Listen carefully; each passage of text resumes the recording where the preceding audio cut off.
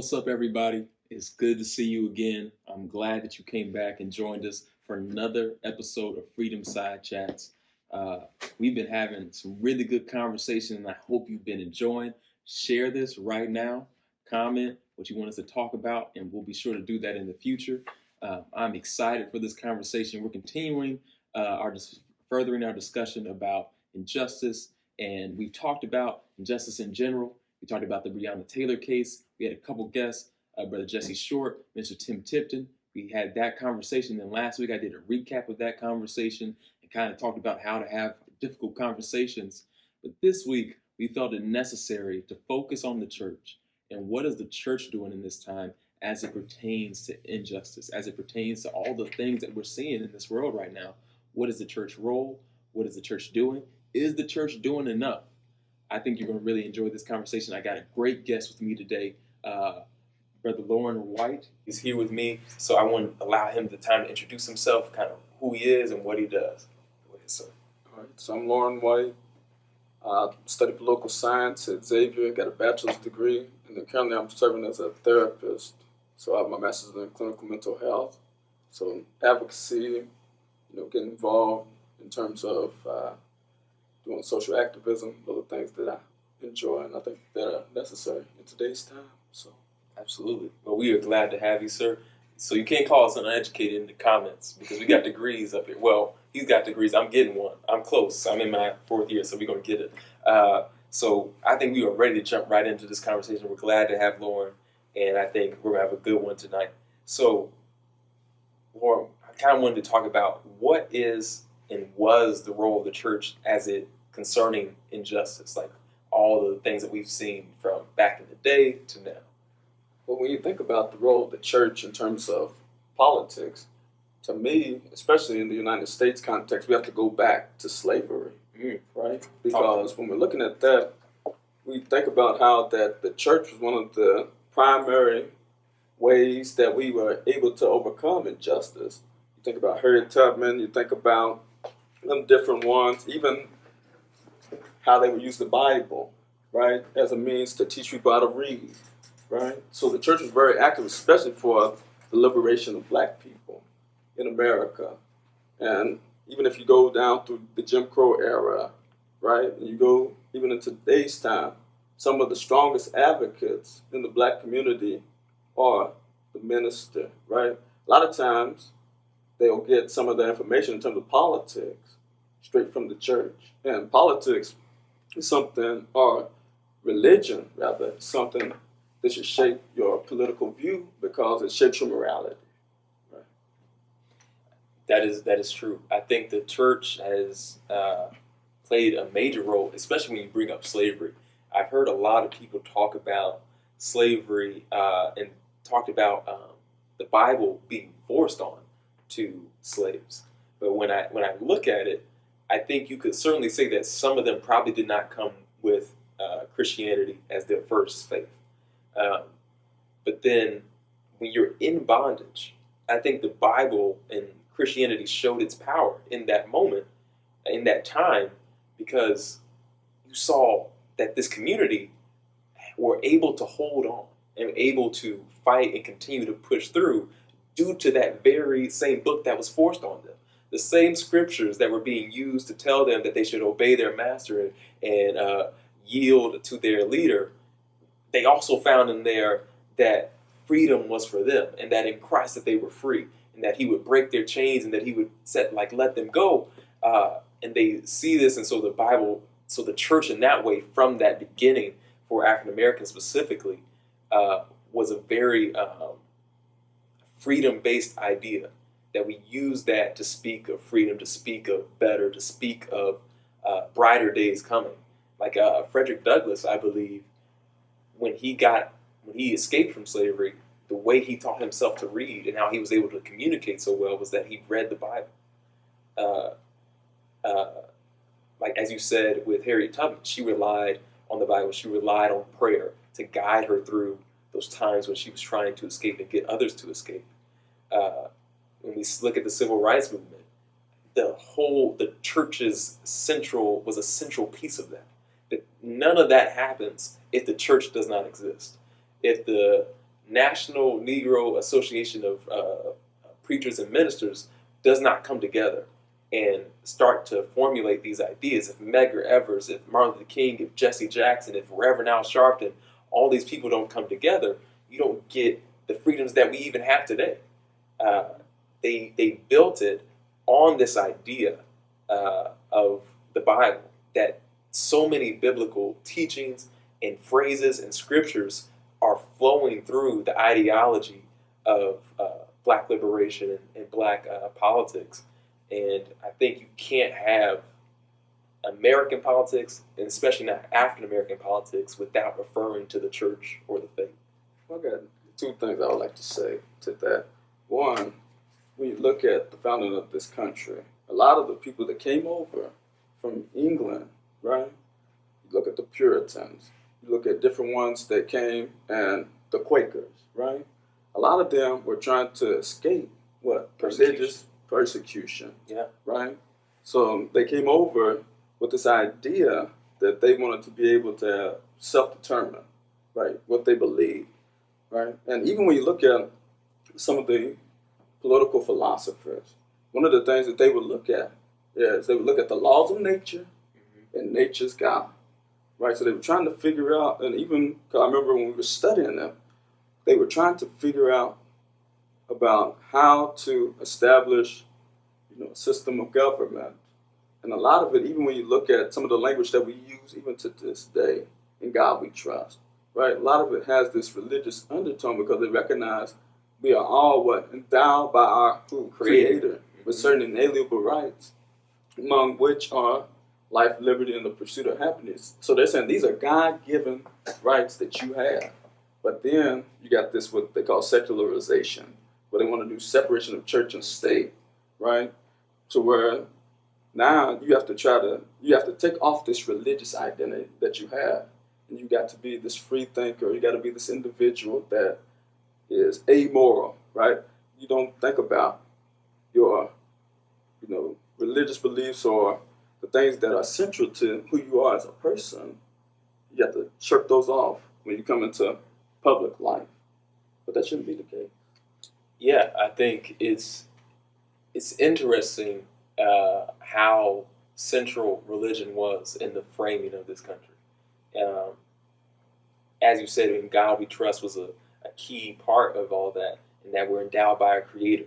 The founders saw this need for people to be able to point to something higher than themselves as for the reason why they deserved these rights, and that it could never be taken away, no matter what leader or government came about in the country.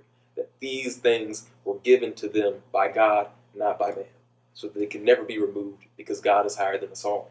I think the point of us having to, when it comes to politics, remove religious identity and the separation of church and state, I've always struggled with, because I understand the concept. I understand the idea that if you were going to represent the country, and if you're going to represent all the people with such a diverse country as the United States, there is some necessity to make sure that you are not directly linking yourself to one religion and making yourself attached to one ideology. So, but then that comes with the individuals. So how do individuals come into this and represent themselves and keep their own morality while still trying to represent the whole country? And so I think that's where a lot of friction arises, as we're seeing now with the Supreme Court justice that's coming about. There's this demand to, like, if you're going to judge properly, you have to remove your personal identity. Like, you can't judge with your perspective. You have to judge with the perspective of the law, because the law is blind. Lady Liberty is blind type of ideology. And it's difficult for people to try to manage that. And I've seen politicians struggle with it. We're seeing the justice who's coming up struggle with it. And I've never really understood how to manage that, because, like I said, I understand the idea of separation of church and state and representing all people. but it's difficult to ask a person to be someone that they're not. What I would say to that is the issue is we have limited choices. Really, we don't, but we think we have limited choices, right? So we think we got to subscribe to either the Democratic Party or the Republican Party, but in actuality, we have the ability to have a wide swath of different choices. Absolutely. But we limit ourselves to these, and we say, well, as an apostolic Pentecostal, then some people will say, well, I got to be Republican because I agree with them on social issues, right? I'm socially conservative. But then I look at the Democrats, right? Look on this side, and I like the economic liberalism, right? Helping the poor, doing philanthropy, social programs. I like all of that. But I got to choose which side I want when you don't have to, right? So one of the things that I'm definitely a big proponent of is that we should have not a two-party system, but a multi-party system, right? But how can we do that? We can't let what we call the activists, the ones that are making a lot of noise, have all the power. You got to have some people that's in the middle, right? Or some people that's got various thoughts and ideas to be involved in the political process. Right? Because who are the politicians going to listen to? The ones making the most noise and the ones who are what? Voting. Those people they're gonna listen to. The people who apply the pressure. Yeah, share this conversation now, just so you know. This is going to get better, and it's already good. And it's going to get better. I think we're going to dive into some good stuff. So share this, comment, tell us what you're thinking as you're listening.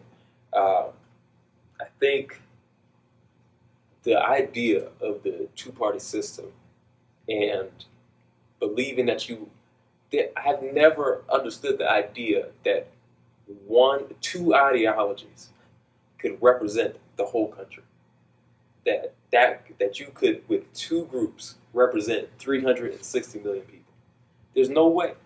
There's no possible way to take all the different people from all these different parts of the country who believe in all these different things, all these different religions, all these different ideologies, moralities, and ways of thinking, and say that these two parties are the only way that you can see the world. That is not human. That's not how humans work. But we have somehow locked ourselves in it. And it's this idea that we see it now. If you vote for anyone, I've seen this on social media so much. If you vote for anyone but Joe Biden, that's a vote for Trump. If you're a Trump supporter, if you vote for anyone but Trump, you voted for Biden. And so people feel trapped in this because people are shaming people and guilting people into voting for people who they don't believe in. But then saying that we have to vote our interests and vote what we believe and vote your conscience. How can you vote your conscience if you are not motivated or encouraged or believe in the person that you're voting for? I'll be honest, because that's what we do here at Freedom Time Chats. I plan to vote for Joe Biden, but I don't believe in anything about that man. I don't,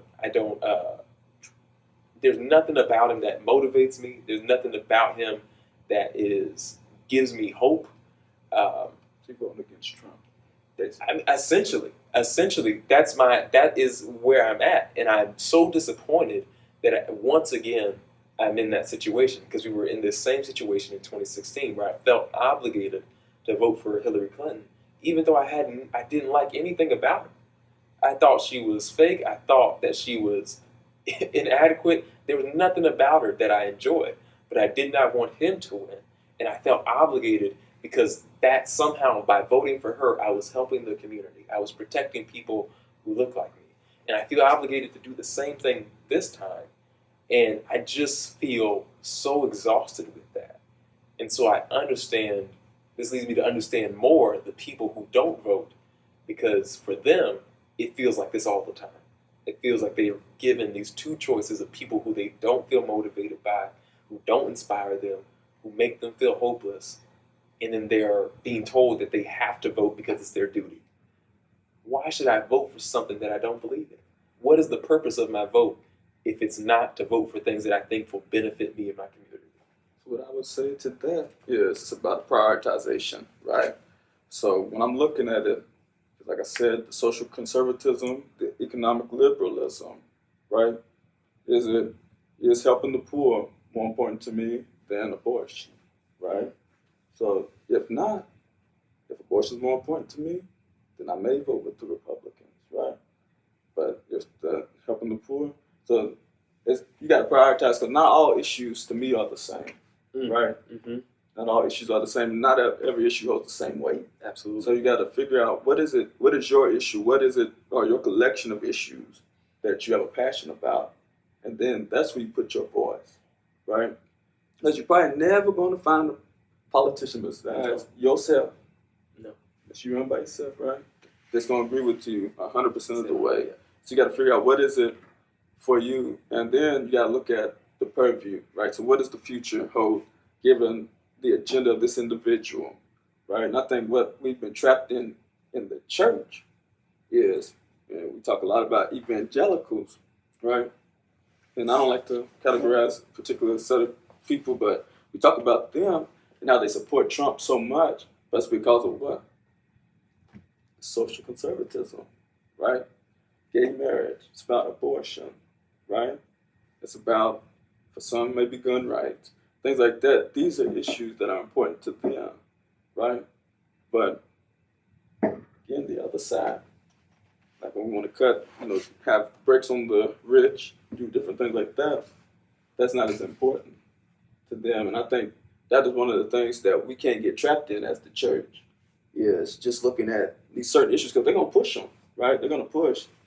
Well, they believe, in with the third trimester abortion.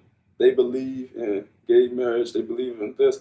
But you got to look at politics beyond just, those social issues. Also looking at your economic interests. They were looking at Donald Trump, right? And I ain't trying to get too deep into it, but they was talking about $750, right? They paid in taxes. I know many of us, whether that's true or not. We pay more than that, right? But yet and still you got people that are poor, right? They still gonna vote for him. I don't know. I'm gonna look at the camera. No, I'm just playing. Okay. But they poor. We're not calling nobody out. No names, no names.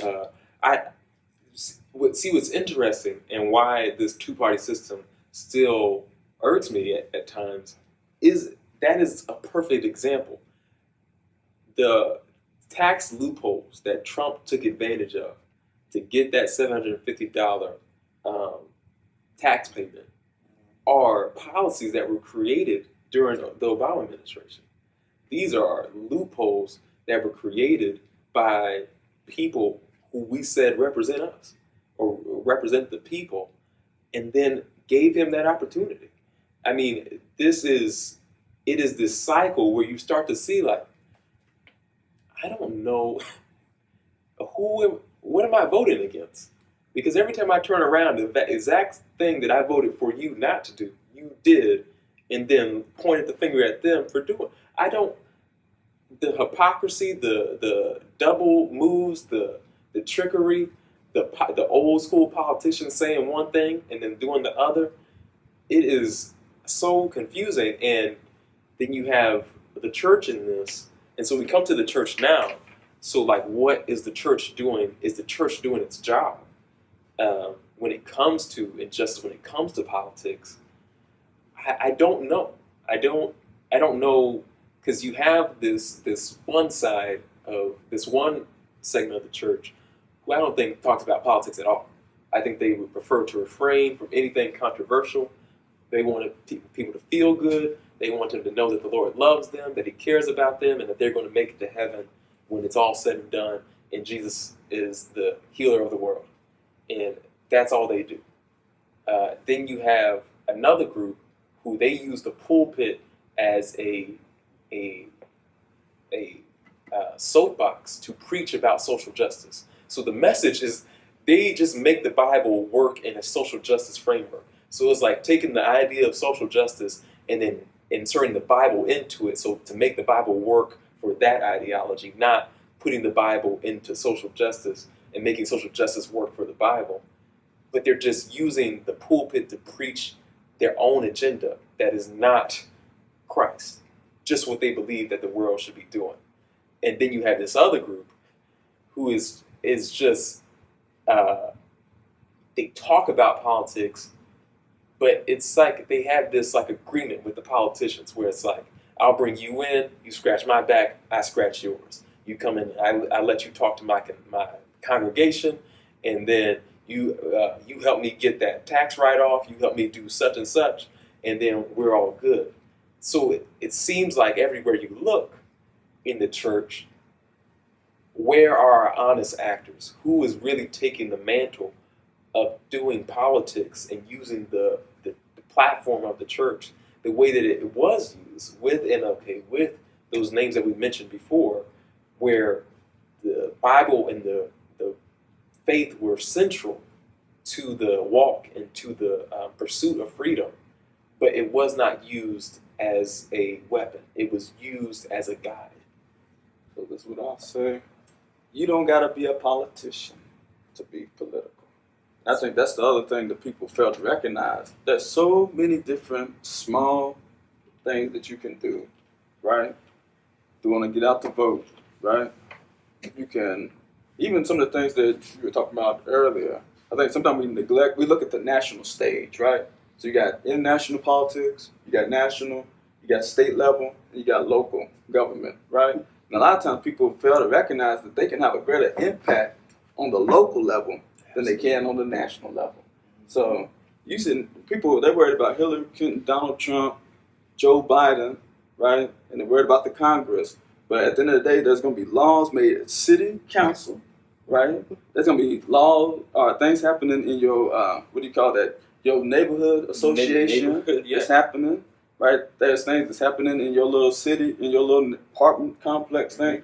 There are different ways that you can get involved, but people, they looking at the big picture when they're going to have a greater impact, and you're going to feel what happens to you locally, right? You're going to feel what happens with your mayor. You're going to feel what happens with your city council, right?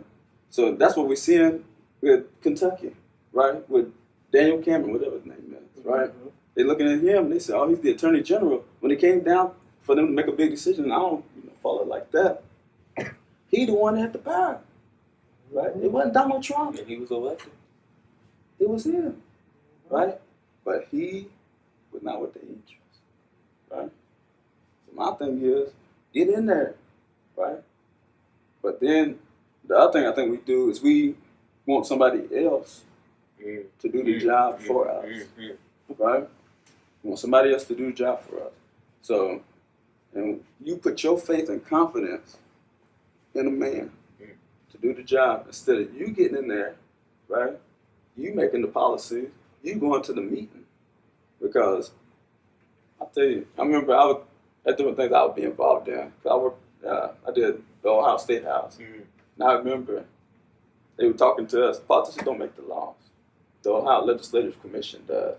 And all they do is they tell them, that's what I want you. That's what I'm thinking about. It's my idea. Then they're going to write it up, right? Then they're going to present it on the floor, right? Then they're going to make amendments, changes to the rules. That's why they was trying to ding Hillary Clinton when she said, I think it was Hillary Clinton, I don't know what's in the law until it gets passed, right? Because they're going to change it. There's going to be all these things. Like they might publicize some of those things, them sound bites, on the news. But there's so many things that's happening on the floor that we don't know nothing about. There's pork brown, right? That's what they call it. Log rolling.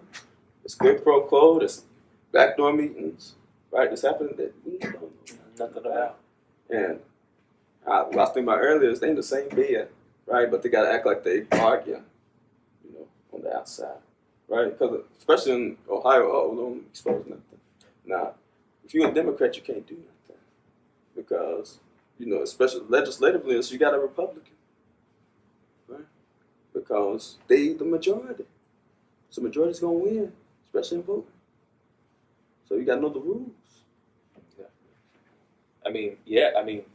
We looking at local elections. You got local elections being decided by 3,000 votes. That's all it takes sometimes. Just a few more people deciding to go out and vote. The lowest turnout are in local elections. That's where people see the lowest amount of people. The thing that will affect you the most directly. People love to talk about presidents and what they can do. presidents only get through a couple bills, a couple things, like maybe three major things that they actually get to do, and then they get into a couple judges. But when it comes to like what your police department is doing, what what's going to happen with that school down the street, are your kids going to have to go to another school, or is that YMCA going to close? Those are things that your city council, your municipality are deciding on, and you have no idea. Your politicians, as you just said, sometimes don't even know. Because what happens is they have an idea of what they want. And like you said, they say, I want this thing. I know I want this. And then they write up a bill, and then it gets posted, and you see social media people, oh, this is just going to help make things more equal. And then you look deeper in the bill, and there's like a tax increase. There's a bill talking about cows. There's a bill talking about airplanes, and you like, where did all this other stuff come from? Why is all this other stuff in here? It's all the politics, and I think the church, when it comes to this, has, with churches being so central and having, due to having congregations, they have a significant piece of the voting population and the constituents. And churches, when I look at it, could do significantly more to educate their churches and their congregations about what is happening in the political sphere. I hate to say this. Oh, it's gonna hurt me. It's gonna hurt me. Go there. I don't think it's the white church. I really don't. Because they talked about the evangelicals, right? They there. They do their job. They there. Then you have that group of black pastors, you know. That was me. You had Kanye. No, I'm just playing. But you had, you know, different ones. But I think we have an aversion as the black church, you know, to get in there. Some of us, you know, I want to get in there, you know. But I think we have an aversion with it because we think it's dirty, right? We think it's corrupt. And that's a trick. How you going to clean something up if you don't get in there and wash it? Like that don't make no type of sense to me. I don't know. I got a little passionate about that. But it doesn't make any sense. Like, how would you expect something to get better and you see it's dirty? That'd be like me seeing dirt on the floor and I just keep walking over it and think somebody's going to clean it up. No. You have to actually put some work in, right? And another thing, sometimes it ain't even about what you write. It's about how many people write, right? Mm-hmm. So it's about numbers. And then the other thing is money, right? So numbers and money. Money talks. Right? So they say put your money where your mouth is. If you can have, you know, the numbers to show, because then that goes into voting, right? Or you got the money, then you're going to have influence, right? So I think we got to be more strategic in how we lend our voice, right? I know people talking about the Black Lives Matter movement. And that's some people in the church. I see them. They bash the Black Lives Matter movement. And I get it in terms of some of the things I don't agree with, right? Maybe by some of the founders or whatever they're talking about. But at the end of the day, do we believe Black Lives Matter? That's the question. Mm-hmm. That's all at the end of the day. So do we believe that?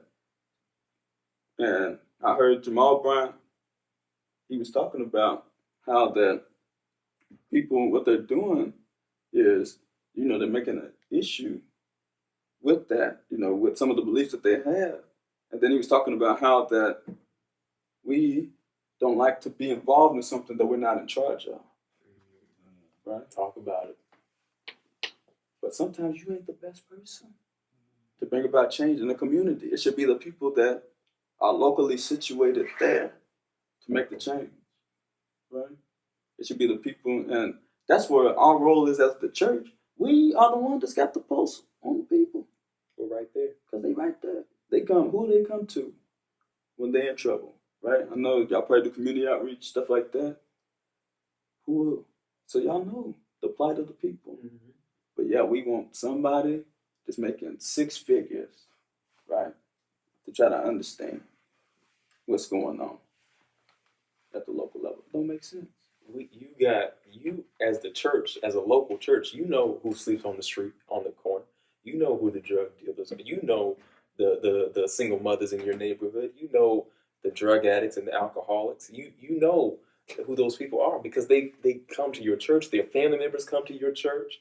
You know the people who are not being paid enough at their job. You know the people who are working.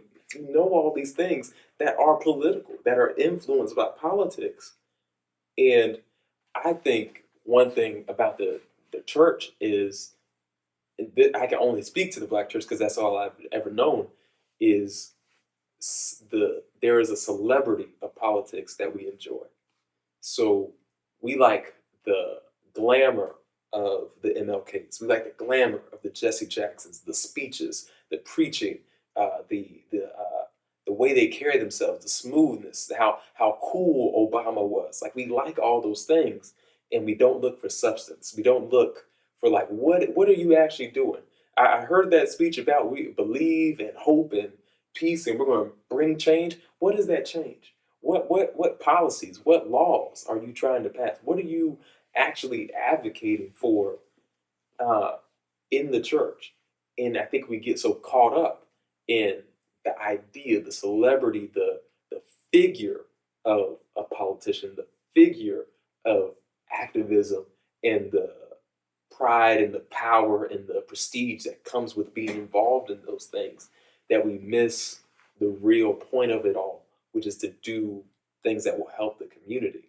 Um, Continue to share this and get that out, get this conversation out to those who need to hear this. Comment, tell us what you're thinking, tell us what else you want us to talk about.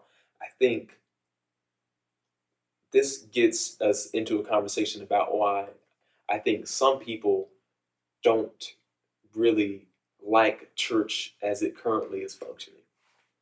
I think some people are looking at church and they see a place that is disingenuous. That's the best way I can put it. The nicest way I can put it from what I've heard from other people is that they see the church as a place that uses religion and uses the faith to get the money and get the people and get the accolades, but puts nothing back into the community. Takes everything from the community, puts nothing back, and uses the idea that they're encouraging people spiritually as that is enough and that will suffice. And some people who even know the Bible will be like, yeah, okay, you're giving me scripture and you're telling me all these things, you're preaching to me every Sunday. Doesn't the Bible talk about don't just preach to a man that you got to feed him if he's hungry, that you got to give him water if he's thirsty? You don't do anything in the community. Maybe you do one thing during Thanksgiving. You do one thing during Christmas. You give some kids some toys. But when stuff hits the fan, we don't see you. We don't hear from you. But we see you on church on Sunday asking for that offering. I think especially the younger generation is looking at the church with a side eye right now. Like, what are you doing? Because we're on the front lines. And you said that that's where you were called to be, but we don't see you. So where are we supposed to be with that? I hear you in terms of that. And again, I believe God calls the old man and he calls the young man, right? And so I can't, necessarily, I don't know, there's some different individuals have different thoughts in terms of that, right? But ministers I know that are effective, they're going to be going to the hospital. They're going to go to the jail. They're going to go, be involved in the community. And we got some that, have become figureheads, just like we got in terms of politicians.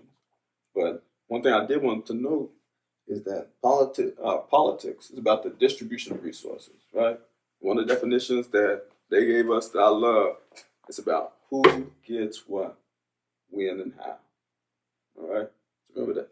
Who gets what, when, and how. Okay? So what is that saying? That means that politics ain't just, about, it's not just some idea or it's not just something that, some foreign concept. It's literally about practical solutions to real world problems. And I think what we can do as the church is be one of the people that's the who, or be one of the people that's determining who, right? But even when you're talking about like zoning laws, I don't know. There's just many things that I feel like we can do that we overlook.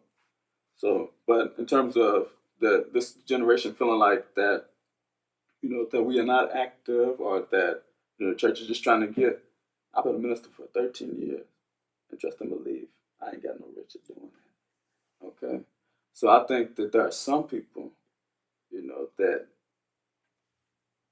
may make a living off of it, but I feel like the vast majority, I think that's a misconception. Majority of us, I know we got some other people in here that can attest to that. We ain't making that much money. Not at all. Being a preacher. So, and I think the other thing is people got to recognize, and I'm a huge proponent of this, that ministers, preachers, all that with people too, right? So I think the other thing that we can do is we can come down like Jesus did, right? And be amongst the people, right? So you should be involved in local sports, right? Supporting the youth, on the education board, because they are not going to follow you if you don't have a relationship with them, right? They're not going to follow you because all you're going to be is just somebody just barking at them, right? Why does the child love the teacher or certain teachers? Because that teacher was there when that child was struggling, right? Was helping them. So then they can appreciate it. But if the only time you teaching me is on Sunday morning, and then you don't care about me the rest of the week, you're gonna have a different level, of impact. And I'm sure that y'all's great. Bishop here, Bishop Bowers, late Bishop Bowers, and Suffragan Bishop Daniel. I know that he's one of the people that's about souls, right? So you got to be, approachable. And that's one thing that I think that politicians are good at sometimes. They know how to rub shoulders. Oh, yeah. They know how to smooth. They know how to kiss the baby. Right? But who do you think they learned that from? Come on. Let me shut my mouth. Come on. You know what I'm saying? Let me shut up. Come on. And then when they get up there, what do they say? God bless America. God bless America. And who they trying to sound like? Well, I'm just playing. They trying to get that cadence, all of that. That's why they say, they trying to call Obama president or whatever. But they're trying to do all of that. This is another conversation that we'll have to talk about. We'll have to get some preachers on here. The art of preaching is a real thing. And it's things that other practices and professionals use to market their own speaking because it is effective. There is a format, there is a structure, there is a style that preachers have that is efficient and effective and can get and pierce the heart and soul of people. I think everything that you said was spot on. I think one of the things we get caught in, again, share this, get this out there, comment, keep going. We're almost done here, so keep watching, finish strong with us. I think one thing that is another thing to focus on when it comes to the church is, I think within the church there is this idea that all of our work has to function within it. That everything we do has to happen in here or around here in this church. Like everything has to happen within these four walls or directly outside of these four walls. Because they know that they need God, so they should come get God. We know that there's stuff going on out there, but they got to come to us to get the help. We know that they need help with the politicians, that they need help with the zoning, and they need help trying to figure out all these tax things and everything. But they'll come to us when they need us. We'll stay right here. We're here every Sunday. We're here every Wednesday for Bible study. If they really need us, they'll come to us. And that is a faded idea of what the church is, in an idea that is not in the text. That's not like the idea of the building, the idea that the church can only function within the walls is an idea that we somehow came up with, and we have to break it because there are so many people out there in our communities, in this country, in the world, who are just out there, out in the community, and have no idea of what this church has and the resources and the things that the gospel and the church can offer them. And the reason they don't know is because we haven't gone to them. You haven't reached out. You haven't gone to their door. You haven't spoken to them on the street because you're waiting for them to come to you. And I can't think of anything more antithetical to what Jesus teaches when he tells us to go out into all the nations and all the lands and preach his word. To be staying in here and to seclude ourselves within the church is basically abandoning his people, abandoning his children, and abandoning his creatures, and leaving them to wolves. When you have the antidote, you have the thing that will save them and protect them. It is such a sad thing that we have come to the point where some churches and some segments of the church have decided that we will just wait until someone makes a decision to come to us. I got two last things I would like to say. One, Jesus was a political figure. Probably the greatest political figure that ever Talk lived. about it. Right? You look at the reason why they wanted to kill Jesus. Jesus was getting too much power. He was getting too much following. Well, that sounds like somebody else. Right? Martin Luther King, right? Different ones. When you get too much power, you get too much following, you go against the status quo, then you're dangerous, right? To the elite, right? Same thing that I would say is, if you want to look at politics in the Bible, look at the book of Acts, right? Mm-hmm. Because you look at their cooperative economic system that they had. They shared all things in common, right? They bring all their resources together, right? And then they would disperse those resources to those as they needed it, right? What we call that cooperative economics, right? So the Bible is interspersed with politics, right? We talk so much about principalities and powers, right? Rulers. What is that? It's all political. Absolutely. So we cannot separate ourselves from the political structure, but we can't be so caught up in the affairs of this life, right, that we don't please him, as the scripture says, who chose us out to be a soldier. So you can't let politics, corrupt your mind, corrupt your soul, but you still got to be involved. You got to be in this world, but not of this world. I think that's the best way to end it, to be in this world, but not of this world. So what we're telling you today is that we believe that God has called the church, knows the church that is meant for a time such as this, that we should be doing what we can within our powers to educate, to uplift, to push for, and engage in activism for the people of our community, because they are also the people of God. We believe that God is doing great things in the church, and one of those things is helping us to get involved in the political aspects of our society.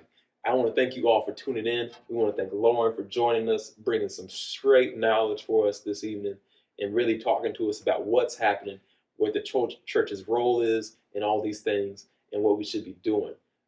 There will be more conversations coming, but those conversations only come differently if you tell us what you want to see.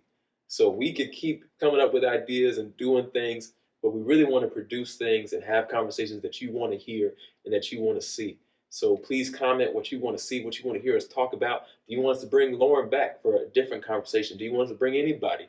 Who do you think would be good to add to the conversation? Let us know. We want to make this content good for you all and keep encouraging and uplifting each other. So I think I'll end it. Share now. Get this out there. Let other people know about it. Tell them to watch Freedom Side Chats every Friday evening at 5 p.m.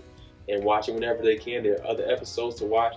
We're so glad to have you. So this is what I'm going to say last time before we go, and I say it every time. Whose side are you on? I'm on the freedom side.